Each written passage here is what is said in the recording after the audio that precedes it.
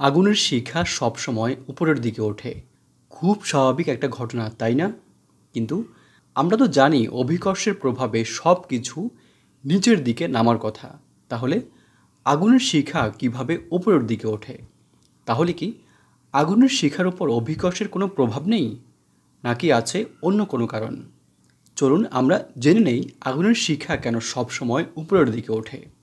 আগুনের শিখা সেটি যেমনই হোক না কেন তা সবসময় উপরের দিকে ওঠে, হোক সেটা মোমবাতি বা কোনো দোয়াতের আগুন কিংবা অন্য কিছুর। সবখানেই আমরা একই রকম আগুনের ঊর্ধ্বগামী শিখা দেখতে পাই। মূলত কোনো বস্তুর সাথে অক্সিজেনের দহন বিক্রিয়া ঘটলে আগুন জ্বলে ওঠে। আবার এই দহনের জন্য প্রয়োজন জ্বালানির, যা মূলত কোনো পদার্থের অভ্যন্তরীণ হাইড্রোজেন বা কার্বন বা কিছু ক্ষেত্রে অন্য কোনো পদার্থ। কোনো বস্তুকে জ্বালানোর জন্য একটি নির্দিষ্ট তাপমাত্রার প্রয়োজন হয়। কোনোভাবে ওই নির্দিষ্ট তাপমাত্রায় পৌঁছাতে পারলে বস্তুতে আগুন জ্বলে ওঠে। একটি দেশলাই যখন কাঠি ঘষা দেওয়া হয় তখন প্রচণ্ড তাপ উৎপন্ন হয়ে কাঠিটিতে আগুন ধরে যায়। এভাবেই প্রচণ্ড তাপ সৃষ্টির মধ্য দিয়ে কোনো বস্তুতে আগুন জ্বলে ওঠে এবং আমরা দেখতে পাই যে শিখাটি সোজা উপরের দিকে উঠে যাচ্ছে। আগুন যখন জ্বলে ওঠে তখন উক্ত দহন বিক্রিয়াটি ক্রমাগত চলতে থাকে।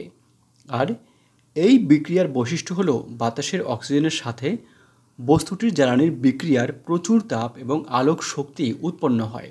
সেই সাথে উৎপন্ন হয় কার্বন ডাই অক্সাইড ও অন্যান্য গ্যাস। উৎপন্ন তাপে এই গ্যাস সহ অগ্নিশিখার আশপাশের বায়ু উত্তপ্ত হয়ে ওঠে। এতে করে গ্যাসগুলোর ঘনত্ব কমে যায় এবং আয়তন বেড়ে যায়।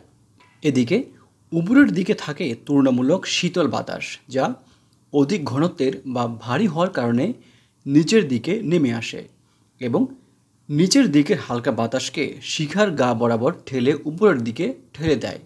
এভাবে গ্যাসের ঊর্ধ্বমুখী বেগের কারণে আগুনের শিখা উপরের দিকে সরু আকৃতি ধারণ করে থাকে।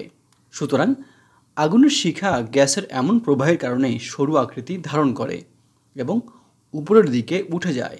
আর এর উপর রয়েছে অভিকর্ষের প্রভাব।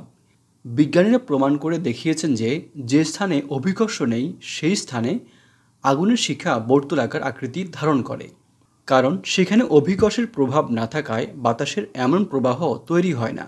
ফলে আগুনের শিখা উপরের দিকে সরু আকৃতি ধারণ করতে পারে না।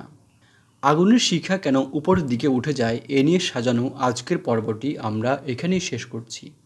জ্ঞান বিজ্ঞানের নানান তথ্য জানতে আমাদের এই চ্যানেলটি সাবস্ক্রাইব করার জন্য আপনাদের প্রতি বিশেষভাবে অনুরোধ করছি।